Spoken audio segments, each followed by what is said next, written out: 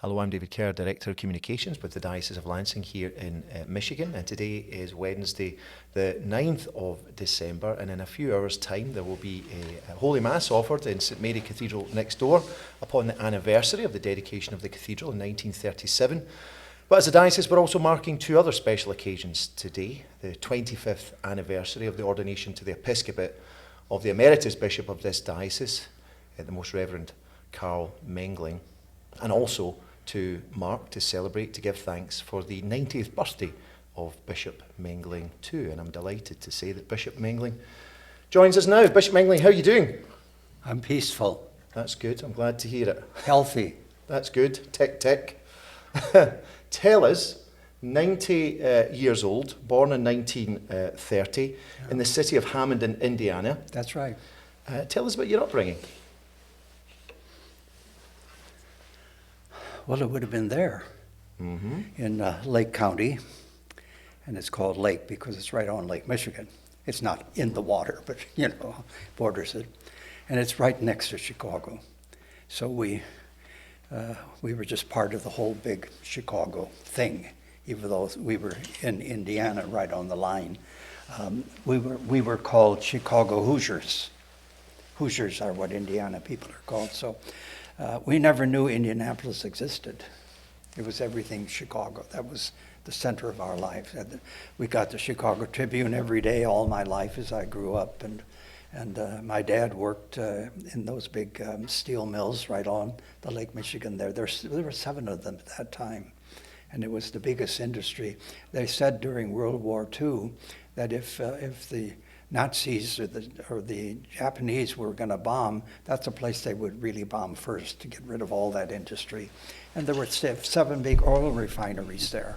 It was nothing but a industrious area. That's where I grew up. And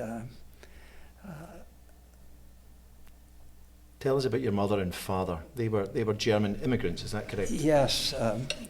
They did not come from Germany together. They didn't know each other over there. After World War I, there were millions of immigrants that came from there and from all of Europe, just like after World War II. But after that time, because that whole area where I grew up, the whole Chicago area, or Detroit, or Cleveland, or Philadelphia, in the 30s, it was all immigrants. And you heard every language you could possibly learn. And we grew up with kids of every nationality you could think of. And we learned all kinds of words. Of course, the words we learned most were all the dirty ones. Kids. But anyway, it was a very different world from today. And it was the time of the Depression, too. So when I think of the Depression in the 30s, and I was born in 30, and it went on and then World War II, that whole period was heavy for everybody, especially there, and because of the industry and the importance of all of that and so on. I went to, I was baptized a Lutheran.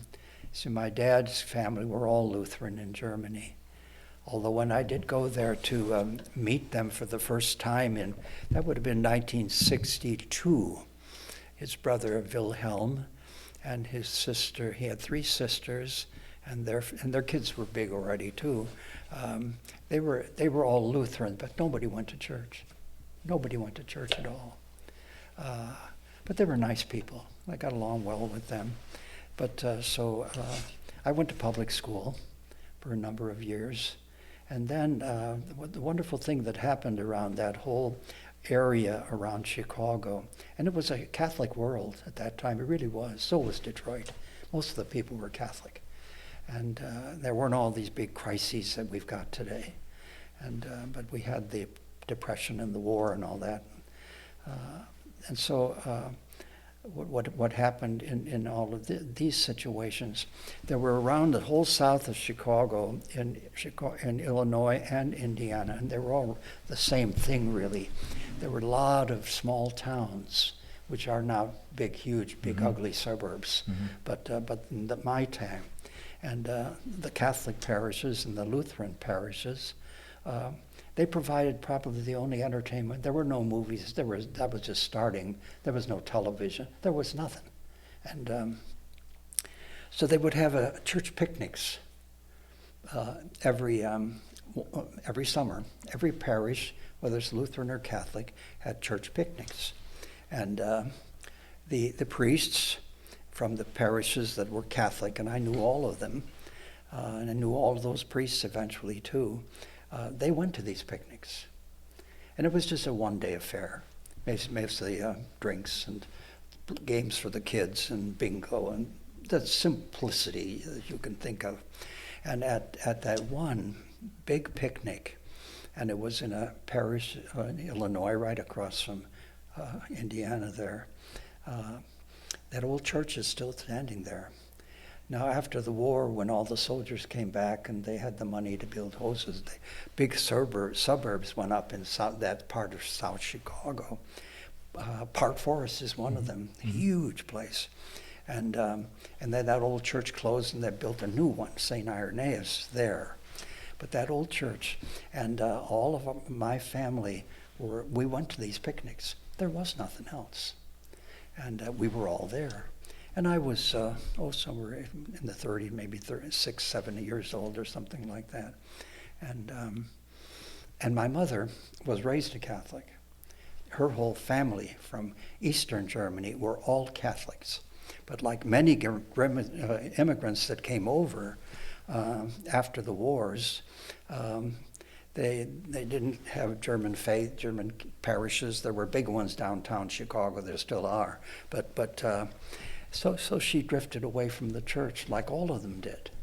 Now, I had an uncle, two uncles that came with her, the brothers, and one sister came with her too. So they were all there, and they had kids then. And there was my sister, Elfrida, was already there, and then I was too. And then the picnic went on. But the fascinating thing was that one of the priests from a parish in Indiana, and that's still around there, where Crown Point is and all those places. Those are all big places now. But anyway, his name was Father Hildebrandt. He spoke German. And he met our entire clan there and got to know them all and found out that these were all lapsed Catholics, but they wished that they were not. They didn't quit the church or nothing. They were just caught in nothing. So that's where he met them. And later on, my dad, once he became a Catholic, he told me this. He said, this is much later, in the 50s. He said, that began his drifting toward the church because Father Hildebrandt had a beer with me. That would do it for most of us. He had a beer with him. So what age were you when you became a Catholic? You were received into the church? 9. 9. So that came after that. And that's where, then, since we lived in Indiana, then right near there, and then they got connected with this priest, and they all got back into the church. Wow. And it was ironic, in the town of Highland, where we lived, one of those small towns, but not anymore. And at Highland, there was no Catholic parish. It was one of the few. But it was not far from Lake Michigan and all the big industry and all that junk. And there, I was in public school. I think I was in 2nd grade. And my sister she's 4 years older. She would have been in 6th grade, my sister. And one day, we were removed from the school, taken out of the school, and we were put in St. Mary's School in a nearby other town where there was a parish, where this Hildebrandt was the pastor. So that's my conversion. It's no big story. But anyway, so I got into this Catholic school, and it was the sisters that taught there were the Franciscans, and I remember every one of them. And they were from near South Bend. You know where that is? The city of Mishawaka, and wonderful community. And they were our teachers, and nothing but sisters. That's the way it was in every Catholic school. There were no lay teachers or nothing like that. And that's where my coming into the church came. And of course, the first thing, and there were all kinds of other immigrants. There were Slovak kids there was Lithuanian kids there, and it's all the same story for all of them, with language and problems and falling away. But they're all Catholics. But he got a lot of them back, so did others. So what happened was, we were then to be prepared for, we had to be baptized. See, in those days, we recognize Lutheran baptisms now and certain other ones, but there's a lot of these sects we don't recognize at all because they're nutty. Not the sects, but the way they do baptisms. So we were prepared for baptism, and this came to a point. Hildebrand didn't know a lot of this that we're going to get into, but the sister who was preparing us for baptism. Now, the baptism, the kids being baptized, they were a little bit, they had that too going on, but these were all, every ages and all sizes. It's just a big mixed up group. I have photographs, and you look at it, and here's the little first communion, cute little children, and then you got this yucky looking one, and this older one, and there's my older sister there. It's really corny, but anyhow, but it was true. And so the sister then went to Father Hildebrand to say, I don't have any baptisms for these two. So you have to, when you're doing for a convert and a baptism that's going to be conditional, you have to have that first baptism. And then he said, well, we'll have to find out where we can get that record. And he found it out pretty fast. And it was at the Emmanuel Lutheran Church on the big boulevard. And Hammond was a city of about 100,000 at that time, big stores and all that junk. And it was on Sibley Boulevard, and it still is today. In fact, when I got my first parish as a priest, it was at All Saints on Sibley Boulevard, and right down the street from me was Emmanuel Lutheran Church. Where it all began?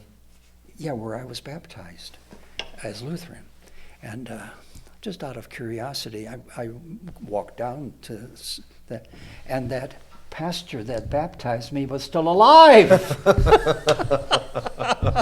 Well, God bless him and God bless Father Hildebrand. And as you allude to, you a German immigrant family, and you alluded to the fact you spoke German we all as did. a family. Well, we had to. Do you still speak German? Oh, yes. Yeah, I had a lot of opportunities to do that.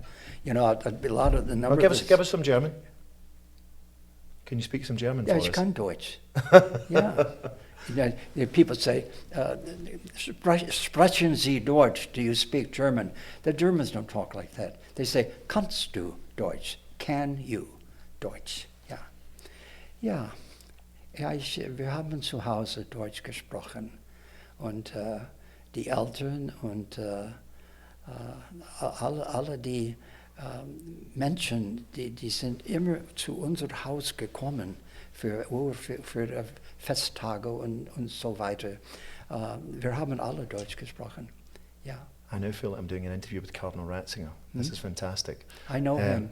Is that right? Oh, we were good friends, and we spoke German together. Tell us. Oh, I will later. Right, okay. But that's the last time I saw him. He wasn't the Pope yet. He was the head of the Congregation of the Faith, which is one of the most important in Rome. And it was when the bishops of Ohio and Michigan were there for the ad limina visit. You know what that is? And that's every 5 years, and it's a week of nothing but review and a meeting with all of the heads of the various congregations and so on and so on. The last time for that, and that was in 2000, I think it was 4. He became Pope in 2005. Yeah, but this was 2004, and it was the last day, and it was Saturday. And the last day, you spend a whole day, let's say, with the congregation for the liturgy or the congregation of education, and they had all their reports ahead of time, and the whole day was that. It was great stuff. I liked it. So anyway, so this was with Ratzinger and all about the issues about the faith, and that was a whole day. And it was to end at 12, because a number of the bishops had airline tickets to go back and all this kind of junk. And so then there were about, I'd say, 25 of us there. And that would be the bishops of Ohio and Michigan, plus their auxiliaries and, that kind of stuff. So the meeting ended, and then he stood, like if you would, is that an exit wherever? Mm-hmm. Yeah. So the rooms are big like this, and he went and stood by the door, and they all lined up and said goodbye and left through the door. And there was another bishop and myself, and he was a very young one, just made Bishop of Grand Rapids, Kevin Britt. He died suddenly. But anyway, Kevin and I had some questions that we wanted to ask the Cardinal privately.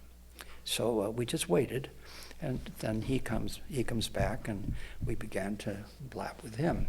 But then, but Kevin didn't have much time because he had to get to the airport to get a flight back to. It didn't go to Grand Rapids, of course. It would go to Chicago or someplace like that. So anyway, so there we were, and then I'm there sitting there with the Ratzinger, and wir sprechen Deutsch, yeah.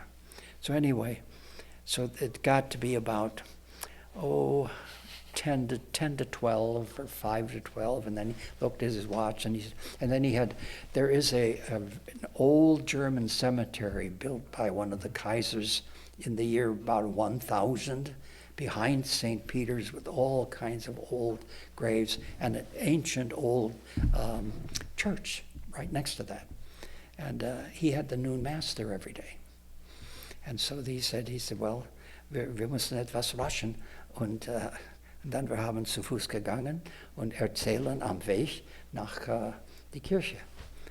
Well, I'm like, you want me to speak German, but anyway, you don't know what I'm saying anyway, do you? I'm presuming he's asked you, would you care to concelebrate? No. No, right, okay, you tell me. That didn't exist then.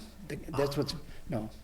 And so he, so we walked from that big business, that place where the Congregation of the Faith met, which was a very gigantic old place, about 600 years old, still there too.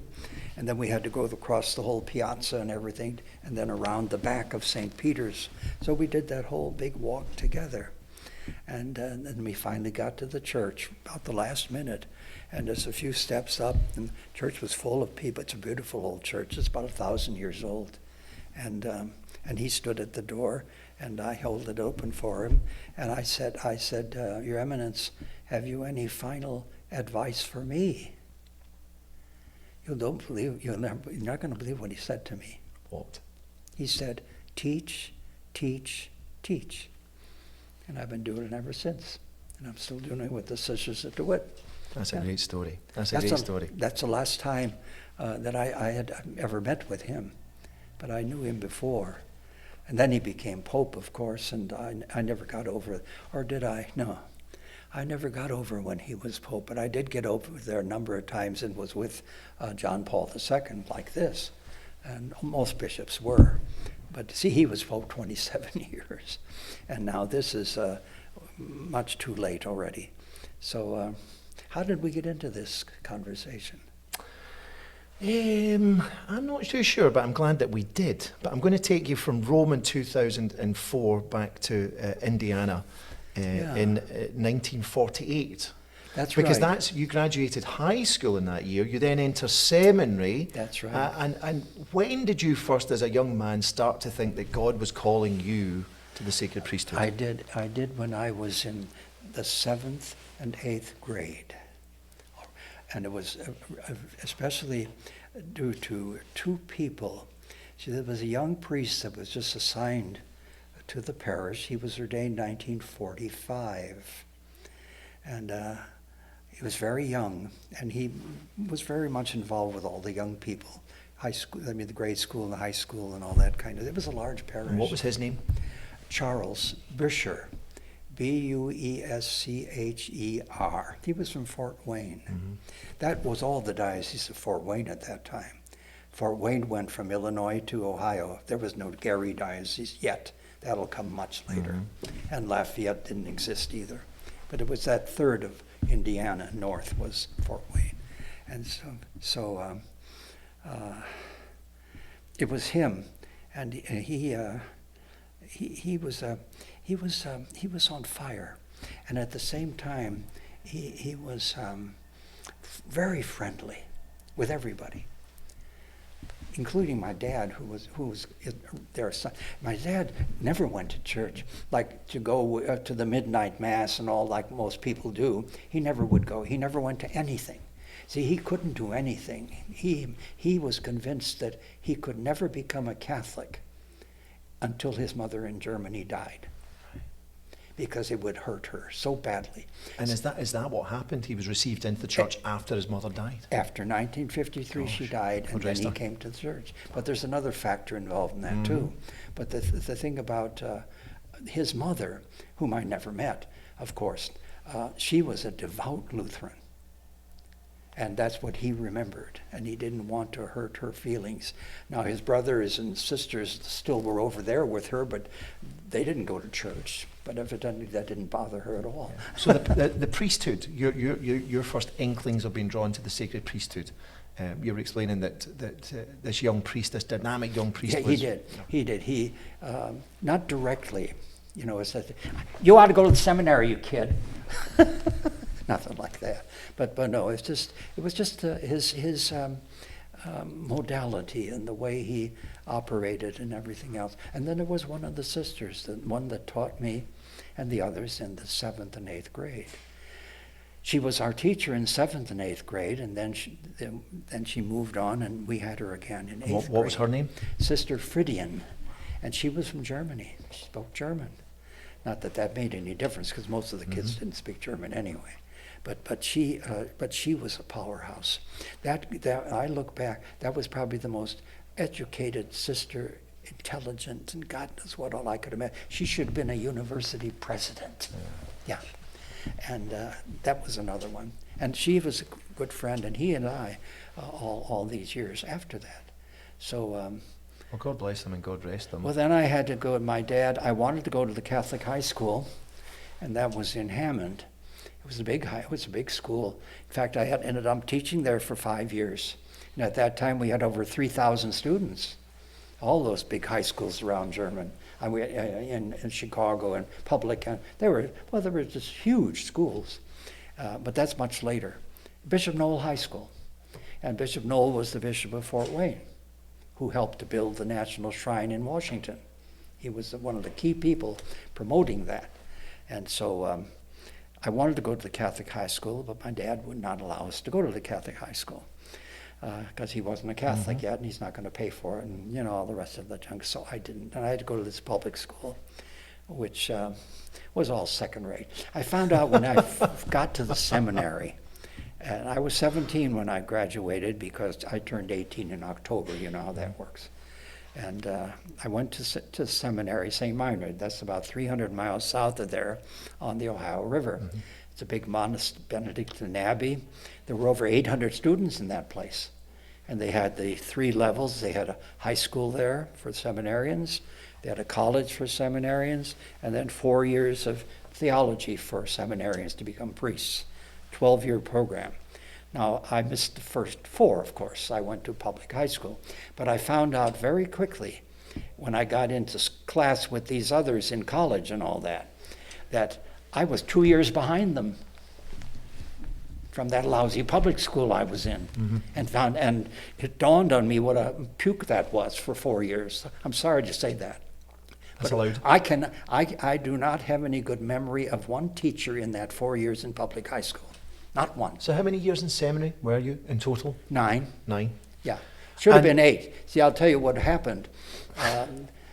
When I got there in 48, and there was always new guys coming in. Well, in fact, the freshmen for high school, you'd have, there were 450 in that high school. You'd have 100 new ones every year, but I'm not talking about that. These are people who've been to high school already and screwed it all up. And in that group, there were 22 of us. They didn't know what to do with us. And of the 22, there were about 5 that were still foxhole conversions from World War II, who, in the foxholes, and there were thousands of those that they're going to, God, if you let me live, I'll become a priest, I swear it, all that stuff. Yeah. So we had 5 of those plus the rest of us. So what they did, they said, we're going to give you an extra year. That's why it's 9. And I'll tell you why, and I'm glad they did, because the number one thing we had to do in that extra year, the 22 of us, which we didn't get, and those guys that went to the seminary, high school, they got it. We didn't know only Latin. We had to learn 4 years of Latin in 1 year. But you did it. We sure did. There was a great Benedictine priest who was good at that. Which then means that 9 years. You're ordained in 1957. Should have been 56. Okay. Yeah. For the newly created Diocese of Gary, what do you remember of your day of ordination? Well, it was it should have never happened, because there were 10 of us at St. Meinrad who were seminarians for the Fort Wayne Diocese. And in 56, we were already in the Holy Orders of Deacons, which meant we were completely part of the Fort Wayne Diocese. And then right at Christmas time that year, we already knew that in 57, in May, we would be ordained priests in Fort Wayne, the 10 of us. Now the whole class was about 57 of us deacons. They were from about 20 different dioceses. But anyway, so nobody had the slightest idea of this Gary thing. We didn't. We were all incarnated already in Fort Wayne.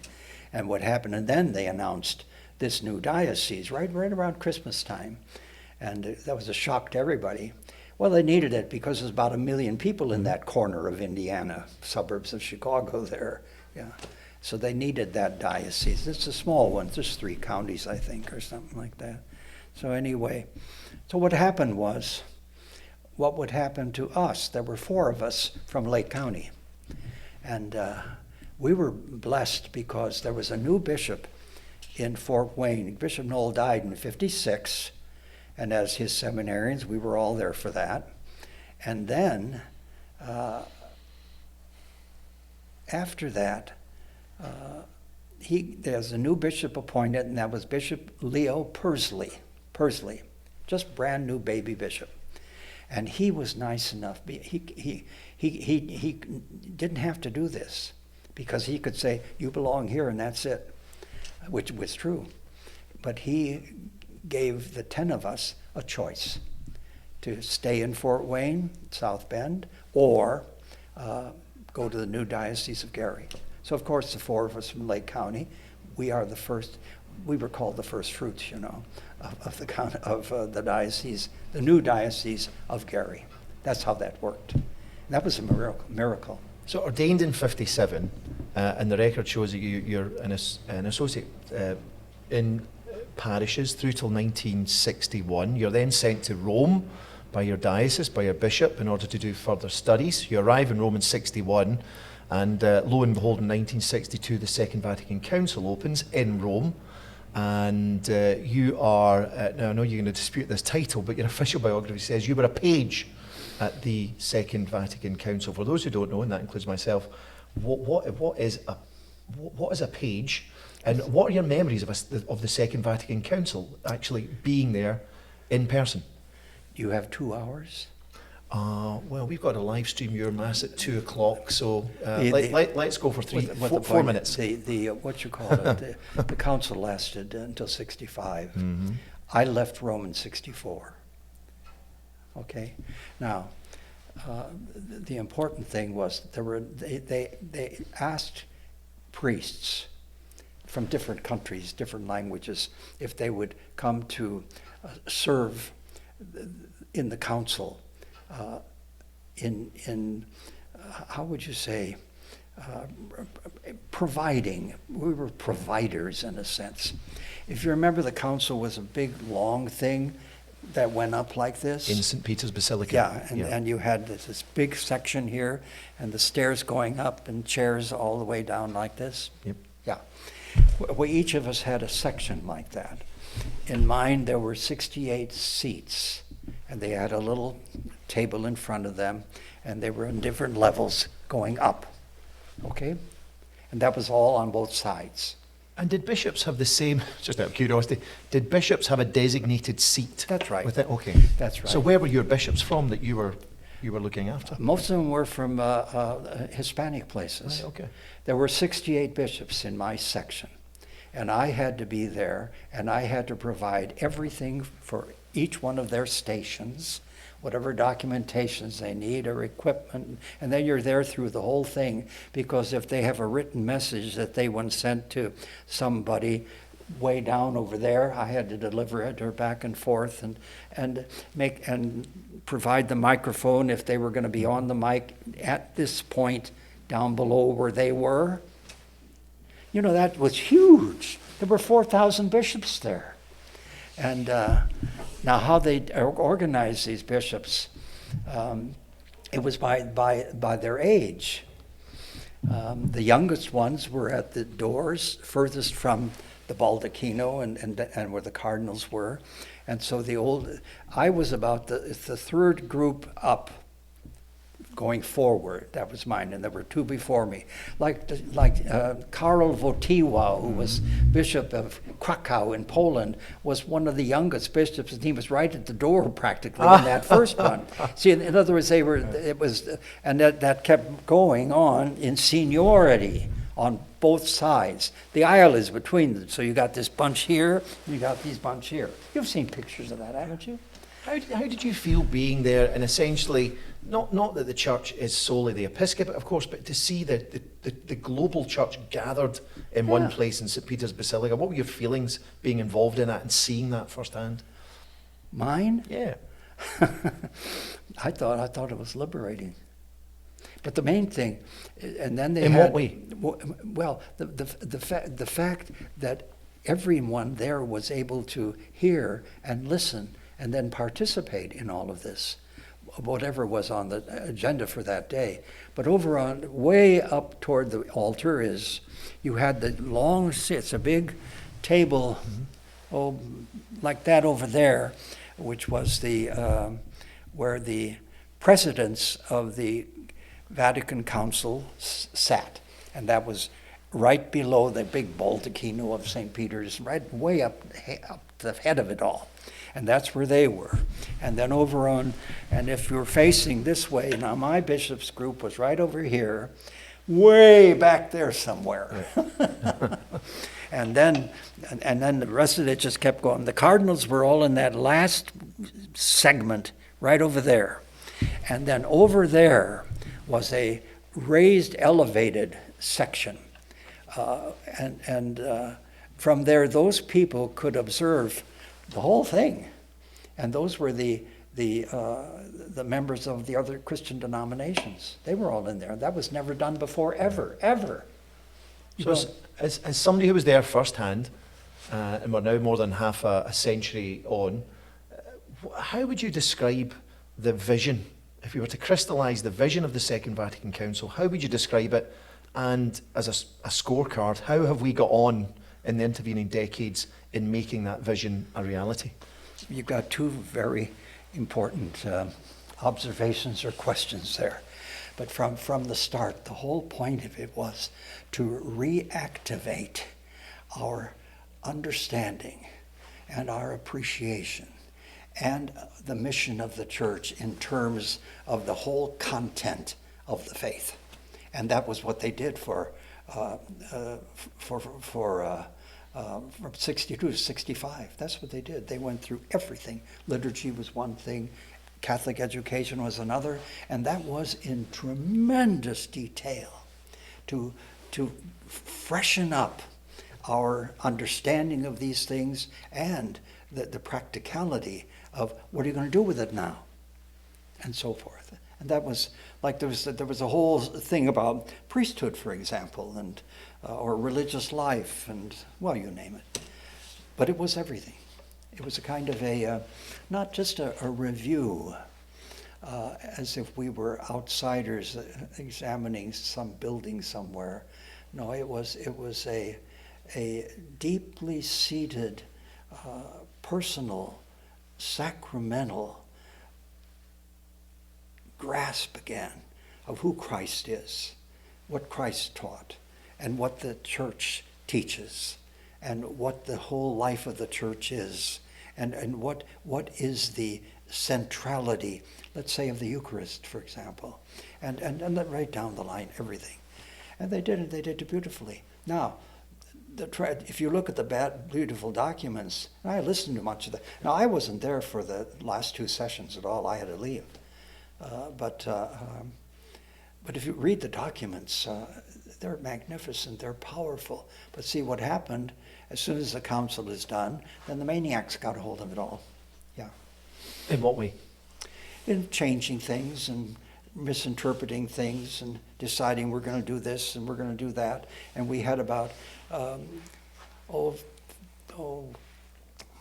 thousands of men left the priesthood, and thousands of religious that no longer taught in the schools, and so they had a whole new idea of what their vocations were, totally contrary to what the documents, let's say, on religious life or on the priesthood or on Catholic education.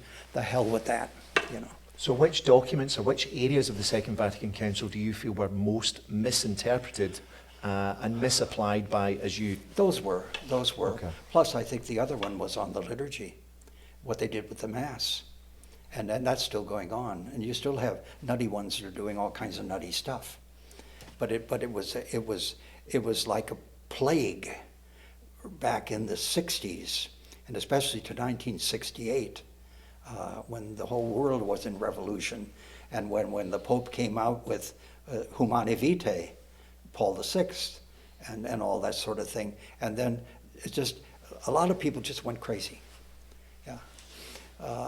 But that happens after every council, though. No. And it's not a bad thing. So do you think we're getting there? All Sure. these decades down the line? We've been getting there all the time. What do you think I've been doing for 63 years as a priest? Did I crawl in the hole somewhere and do nothing? Well, let's take it back to you returning from Rome. You returned in '64, and then for 3 decades in the Diocese of Gary, you're in schools, you're in parishes, you're undertaking diocesan tasks. I did. How was life, to come back to planet Earth or planet Gary, how was that to be back in parish life and in schools? And well, that's what I wanted. I could have stayed in Rome and got a job there. There were guys that did. And they were highly qualified, and a very close friend of mine, he was in Rome for 30 years and became a cardinal eventually. But I could never think of that at all. I wanted to be a parish priest, and I wanted to teach in schools. And I did that. What did you teach? Oh, I taught, you have no idea. My first assignment was, you know where Whiting is? Well, if you leave Whiting, you're in Chicago. Okay. It's right on the corner of the lake there. And there are 5 parishes there. And I was assigned to be a resident at Sacred Heart Parish for 5 years. And from there, I commuted to 4 different universities and colleges and seminaries to teach in the whole Chicago area. That's what I did for my first 5 years. Yeah. It was wonderful. Yeah. So you taught? And I helped out in the parish too. Now the priest that was there was a great guy named Father Miller. He was born deaf and dumb, but later on he got out of it somewhat. But his speech was always sort of odd and so forth. Good priest. The people revered him very much, but I had to do a lot of work at that parish at the same time.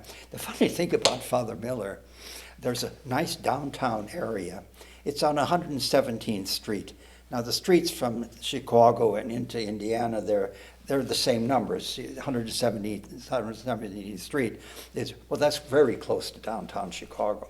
Now the streets go all down to 175th Streets, and they cross back and forth all the way. Except once you're in Indiana, the next you're in Illinois or Chicago or whatever. But the downtown in Whiting wasn't a large, but it was a very good, beautiful old stores, a couple hundred years old, right on Lake Michigan. Beautiful restaurants there. You might have heard of Phil Schmidt's restaurant. Mm-hmm. When you do, they were my parishioners. They were saints. But anyway, I could write a book about Phil Schmidt and his wife. But anyhow, he used to, when it wasn't too inconvenient, he would go down the main street. That was 119th Street it was, yes. And he had the bucket with the water, and he would, with a prayer, sprinkle all these stores that were closing so that they wouldn't close. That's a great story. That's Herman Miller. When he died in, let's see when did Herman Miller died. Bishop Grudka was still living then, and he wasn't able, and I was at Portage then. Yeah, I was at Nativity for 14 years and built the whole place. But anyway, Bishop Grudka called me. He says, well, you know Father Miller, and he liked you and all that stuff. Would you go over to and have his funeral? And I said, well, where's the funeral? And he said, well, it's in Fort Wayne. so, no, I had Herman Miller. I had his funeral. Now, how did we get into talking to that? Well, it's you returning to the Diocese of Gary, and as you say, in terms of funerals and parish life and teaching in schools, you were back, as you say, doing what you wanted to do, what you felt you were ordained to do. But that then all changes in 1995. That's right. When you are asked, presumably by the nuncio, to become the new bishop, the fourth Bishop of Lansing in Michigan. What do you remember of the day that you were asked to be the bishop? It was a shock. I wouldn't know. I was at St. Thomas More in Munster at that time. I was there 11 years, and it all happened this way. I had no idea of it becoming. I was 65 already, and so I had no idea of becoming a bishop. I just wanted to be a parish priest. Had you been to the Diocese of Lansing previously? Did you know the Diocese of Lansing? I've never been here in my life. And I've never been in the... Now, we all know Western Michigan. I mean, you know, the Lake Michigan. I mean, the whole Western Michigan. It belongs to Chicago anyway, you know.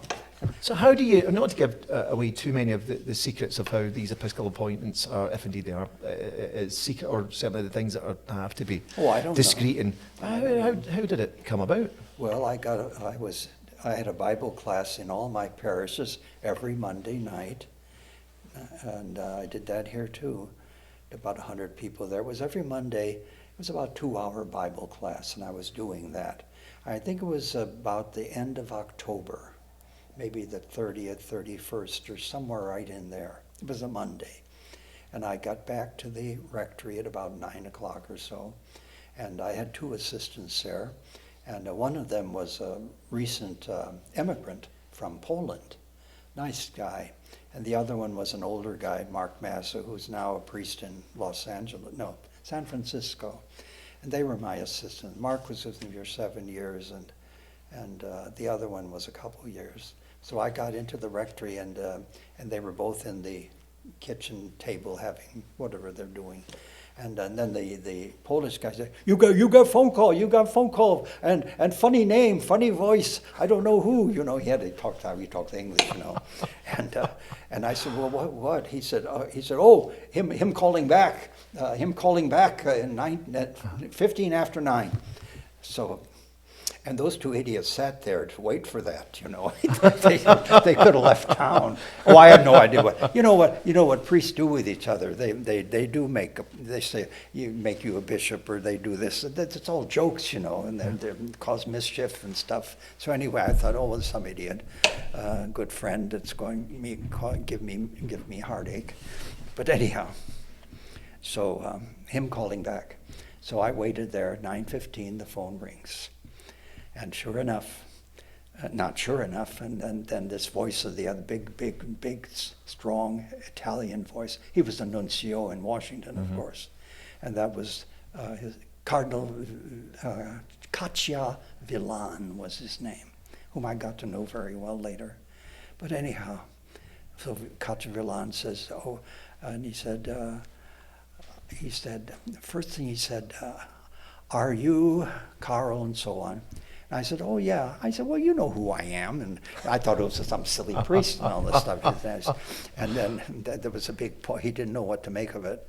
Because, see, they could get a bad number. And then imagine telling some idiot that you're made a bishop of Chicago or something, and they don't know who in the hell it is. Yeah. So anyway, so then he said, because I was being silly, I think. And then he said, how do I know who you are? And then I made it nuttier yet. I said, come on, stop it. and then there was a big pause. And then he said to me, see, because this priest that was in Rome for 30 years, it's close, it still is. Mm-hmm. And then he says, do you know Justin Regali? I said, oh, sure, he's my best friend. We were in Rome together. And then there was no more pause. He said, aha, now I know it's you. He was all excited about that. So, and then he proceeds to tell me that Pope John Paul II has decided, and then the whole business about that. And then his was, do you accept? And I said to him, io sono solamente 75 anni. Did you understand Italian? You don't know? Yeah. Yeah. I said, I'm 65 years old. And then there was a big pause. And then Caccia Yolan said, aha, il Santo Padre è 75. The Holy Father is 75. So he beat me. So did you immediately say yes? Well, then I did, of course. Well, once that happened, well, sure. And how did you feel in that moment? I didn't say immediately. I said, I'm 65, which was, tell me about that. And he said, the Holy Father is 75. Well, then I told him that I accept. Yeah. And how did you feel about that? At age 65, the prospect of... I've always been healthy as an ox. You know, I'm healthy now. I can see that. No, and I've been... But to up sticks and to head off to another state, to, as you say, you'd never been to the Diocese of Lansing before. None of that occurred to me at all. Okay. None of that. Everything you're thinking about never occurred. The only thing that happened to me is that the Holy Father has made the decision, and I accepted it, and I liked it. And I don't know any answers to all the other junk you're asking me. Well, I'll throw another little bit of junk at you then. You were here for 12 years. Well, I don't mean here. No, yeah. One second. No, here for 12 years. I liked it. You liked it? Loved it. What are your memories of that time, those 12 years as bishop here in the Diocese of Lansing? What are the memories when you look back that stand out in particular? Why the memories are so vivid is because of why they were so desperately needed at the time. Number one, I had never ever considered becoming a bishop, which means there's no background at all. Mm-hmm. Blah, blah, blah, and all that stuff for looking up things. And I know there was nothing. All right, a clean slate. Now, the second thing was, now that's not important, but that's true. But the second thing was, I knew nothing about the Diocese of Lansing. Nothing. I didn't even know the name of the bishop of the Diocese of Lansing. Next. I had never been in this geography in my life. That's these 10 counties here. I've never been. Now, we went to Detroit all the time, because I used to go to, what's that British play place in Canada, where they put all the Shakespeare. London. No, that's a city. No. Where they do all the Shakespeare plays. We used to go there every summer. We'll look it up. And we'd have to go drive through Detroit. So I was never in this geography, ever. Next, I did not know one human being in these 10 counties. All right? So, that's how I came here. And you think that was a benefit, the fact that you were a new broom? No, that's some people will say that I came in knowing nothing and knowing no one here, so that everybody here now could make a complete break and make a new start. Mm-hmm. Now that's a lot of baloney. Why? It may be true in some cases, but I don't know. But I'll tell you what, I very, very quickly, I did it with all the, I had these, these parishes I had, like say Thomas More, Nativity, they had 3,000 families. That's 10,000 people in those places. I liked the idea of coming. What were your happiest moments as Bishop of Lansing? I'll tell you what my happiest thing that I did and that I liked the most was celebrating the sacrament of confirmation. Why? Which I did every year in 96 places, in 96 parishes. Why did I like that? Number one, because of all those children. Now, some of the parishes, there were 75 confirmed, or there's some where there were only 5, depending, where they were. But this was a great way to get to know the people of that parish, to visit the parish. You know what they do? A lot of times they'll combine 7 or 8 parishes and have their confirmation in one place. Well, that's stupid. Well, then what about those other parishes? They don't have it. Goofy. But anyway, that I liked.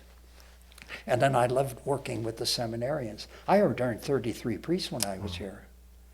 Not because of me. And there'll be a lot of them here today for I know there will socially distanced, but here today for the ones anniversary. that I've ordained, a lot of them. Yeah. And we have a lot of seminarians right now. We got about 30 of them, which is fantastic. But no, I like that, and then another big thing I liked. We had 3 big universities here with Newman centers. Mm-hmm. You know what the Newman Center is? That's a Catholic operation within Chaplaincy, the university. Yeah, and the priests are involved, and that's the Michigan State and the University of Michigan and Eastern Michigan in Ypsilanti. And I was there very often and involved with much of that too. Gave a lot of talks in those places too, at the 3 universities, which I liked very much. I did, yeah. And how has your retirement been? Oh, it's been great because I keep busy. Doing what? I'm teaching. I do a lot of writing. And the main thing is I help out in a number of parishes. Like St. Gerard, I'm there almost every day, but not since COVID. I haven't been there since March. But that's what I did. Oh, yeah. I mean, as you point out... I never stopped being a priest. What sustains you as a priest? Huh? What sustains you as a priest? The Eucharist. I say Mass every day. If you don't say Mass every day, you may as well quit. Yeah. Because the church is the Eucharist. If you take the Eucharist away, then what did Jesus do? Why did Jesus institute that Last Supper?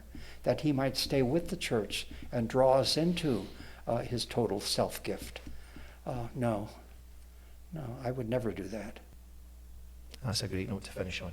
Yeah, simple. Bishop Mengeling, if I can ask you to, upon this, the day of celebration for your 25th anniversary of ordination and the day of celebration for your 90th birthday, if you would give us here and all the people who are watching and listening your blessing. Oh, sure. I'll be glad to. Yeah. May Almighty God bless you.